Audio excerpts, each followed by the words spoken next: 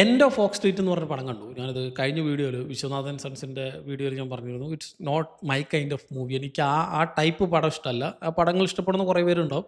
അതുകൊണ്ട് ഒരു ആവറേജ് പടമാണ്, ഫാമിലിക്കൊക്കെ ഇഷ്ടപ്പെടുന്ന പടമാണ്. പക്ഷേ എനിക്ക് പറ്റിയ പടമല്ല എന്ന് പറഞ്ഞു. പക്ഷേ ഇത് this was my kind of movie. ഇത് എനിക്ക് പറ്റിയ പടമായിരുന്നു. കാരണം നമ്മുടെ വീടും പരിസരവും നമ്മുടെ ആ ഒരു പഞ്ചായത്ത് മുഴുവൻ പറിച്ചിട്ട് ഒരു ജുറാസിക് വേൾഡിൽ കൊണ്ട് നട്ടാൽ എങ്ങനെയുണ്ടാവും എന്നുള്ള ആ ഒരു ക്രിയേറ്റീവായിട്ടുള്ള ഭയങ്കര ഫ്രഷ് ആയിട്ടുള്ളൊരു കോൺസെപ്റ്റ് അതിന് എക്സ്പ്ലോർ ചെയ്യുന്നൊരു പടമാണ്. നമ്മളിപ്പോൾ പല രീതിയിലുള്ള പ്രീ ഹിസ്റ്റോറിക് മൂവീസും ജുറാസിക് മൂവീസൊക്കെ തന്നെ കണ്ടിട്ടുണ്ടെങ്കിലും അറ്റ് മോഡേൺ ഏജിൽ ഒരു 80s 90s ആ ഒരു കാലഘട്ടത്തിലുള്ള ഒരു വേൾഡ് പീരീഡിലുള്ള ഏരിയ, ഒരു സ്ട്രീറ്റ് അതങ്ങനെ എടുത്തിട്ട് ഈ പറയുന്ന ഒരു പ്രീ ഹിസ്റ്റോറിക് പ്ലാനറ്റിൽ പോയിട്ട് പെട്ടെന്ന് ഒരു ദിവസം ഇപ്പോൾ നമ്മുടെ വീട്ടിന് മുന്നിൽ കൂടെ ഒക്കെ ഡൈനോസേഴ്സ് വരികയാണ്, പുറത്തിറങ്ങി ഇതുങ്ങൾ കടിച്ചു കൊല്ലും.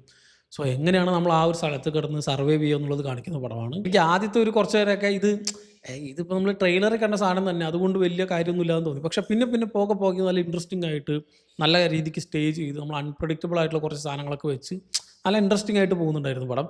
സോ എനിക്കിത് ഭയങ്കരമായിട്ട് ഇഷ്ടമായി. ഇത് വേറെ ലെവൽ പടമൊന്നുമല്ല.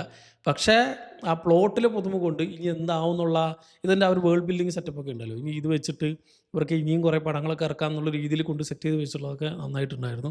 ഇവൻ മക്ഗ്രിഗറും നമ്മുടെ ആനി ഹത്തുവൊക്കെയാണ്. ആൻഡ് ഇതിൽ കാണുന്ന ഡൈനോസേഴ്സിൻ്റെയൊക്കെ CGI നമ്മൾ ഇപ്പോൾ ജുറാസിക് സിനിമകളിൽ, ജുറാസിക് വേൾഡിൽ, ജുറാസിക് പാർക്കിലൊക്കെ കണ്ട പോലെ അല്ല. ഇത് കുറച്ചും കൂടി ആ ഒരു പ്രീ ഹിസ്റ്റോറിക് നമ്മുടെ മറ്റേ പ്രിമിറ്റീവ് വാർ പടമൊക്കെ ഉണ്ടായിരുന്നില്ല, ഏകദേശം ആ ഒരു ടൈപ്പ് തന്നെയാണ്. പ്രിമിറ്റീവ് വാർ അധികം ആൾക്കാർ കണ്ടിട്ടുണ്ടാവില്ല. ഇതിൻ്റെ ഇടയ്ക്കിറങ്ങിയ ഒരു ദിനോസർ പടങ്ങൾ ഒരുപാടുണ്ടല്ലോ. ഇത് പക്ഷേ ആ ഒരു വിയറ്റ്നാം വാറിന് പോയി കുറച്ച് ആൾക്കാർ ഈ ദിനോസേഴ്സിൻ്റെ അടുത്ത് വിട്ട് എങ്ങനെ ഉണ്ടാവും എന്നുള്ള രീതിയിലുള്ള പടമായിരുന്നു പ്രിമിറ്റീവ് വാർ. അത് കുറച്ച് ഇൻട്രസ്റ്റിംഗ് ഉള്ള ഒരു പടമാണ്. പക്ഷേ ലോ ബഡ്ജറ്റിലുള്ള പടമാണ് ഇത്. അതേപോലെ തന്നെ പ്ലോട്ട് ഭയങ്കര വലിയ സ്കെയിലിൽ വലിയ ബഡ്ജറ്റിൽ ഇറക്കിയിട്ടുള്ള ഒരു പ്രോപ്പർ ഹോളിവുഡ് ഫ്ലിക്കാണ്.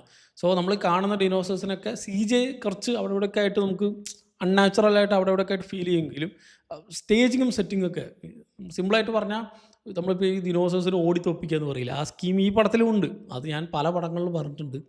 അങ്ങനത്തെ സെറ്റപ്പ് ഇല്ല. പക്ഷേ അൺപ്രഡിക്റ്റബിൾ ആയിട്ടുള്ള കുറച്ച് സാധനങ്ങൾ നമ്മളിപ്പോൾ എന്താ പേര് കാണിക്കണം എന്നൊക്കെ വിചാരിക്കണത് കുറച്ച് മാറ്റിയിട്ടൊക്കെ ഒരു അടിപൊളിയായിട്ട് ചെയ്തിട്ടുണ്ട്. സോ എന്നെ സംബന്ധിച്ച് ഒരു ഡീസൻറ്റ് ആൻഡ് നൈസ് വാച്ചായിരുന്നു. വേറെ ലെവൽ സംഭവം എന്നല്ലെങ്കിലും ഒരു വട്ടം ഒന്ന് കണ്ടിരിക്കാൻ പറ്റുന്ന കുറച്ച് ഇൻട്രസ്റ്റിംഗ് ആയിട്ടുള്ളൊരു പ്ലോട്ടിനും പ്രിമേസിനും നല്ല ക്രിയേറ്റീവ് ആയിട്ടുള്ള സാധനത്തിന് എക്സ്പ്ലോർ ചെയ്യുന്നൊരു പടം കണ്ടുവെക്കുക. എൻ്റെ ഫോക്സ് സ്ട്രീറ്റ് ചെറിയൊരു പടമാണ്, ഒരു 1.5 മണിക്കൂറൊക്കെ മാത്രമേ ഉള്ളൂ. ഒരു ലാഗടി ബോർഡി ഒന്നുമില്ലാതെ നമുക്ക് ഡീസൻ്റായിട്ട് കണ്ടിരിക്കാൻ പറ്റുന്ന ഒരു നീറ്റ് ഹോളിവുഡ് ഫ്ലിക്കാണ്. കണ്ടവരുണ്ടെങ്കിൽ സിനിമ പറ്റിയുള്ള നിങ്ങളുടെ അഭിപ്രായം എന്നുള്ളത് കമൻറ്റ് ചെയ്യുക.